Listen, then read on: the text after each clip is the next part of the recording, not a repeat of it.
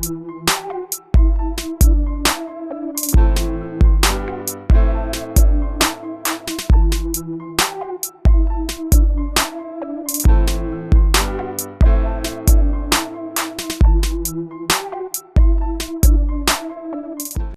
Prejan Media TV yonna gy'osinziira tukwebaza okubanga channel kyagyekuumiddeko ffe tetujja kuwabaweereza oba amawulire agenda maaso mu ggwanga ne ku social media tujja sigala tubikola naye omukyala amanyiddwa nga Lydia Jasmine omukyala ono bambi yavuddeyo n'asaba obuyambi eri mwana mulenzi Eddie Kenzo namugamba Eddie Kenzo congratulations ofuna subscribers akakadde kalamba naye with all due respect mbadde nsaba half ku kitundu ky'abantu boyina mbadde nsaba nange onyambeko onpromotingireko channel yange osegeera kubanga channel yange empya naye siinaako erina emyaka 2 naye siinaako yadde neki basubscriber benina batono era ne tugenda ne tukeberayo nga mwana mwala Lydia Jasmine ayinayo abantu bali 7 bokka abantu abatono nnyo ba subscriber kusinziira ku artist naye Eddie Kenzo teyabadde mubi era yakutte screenshot ya Lydia Jasmine erimu link ya channel ye bambi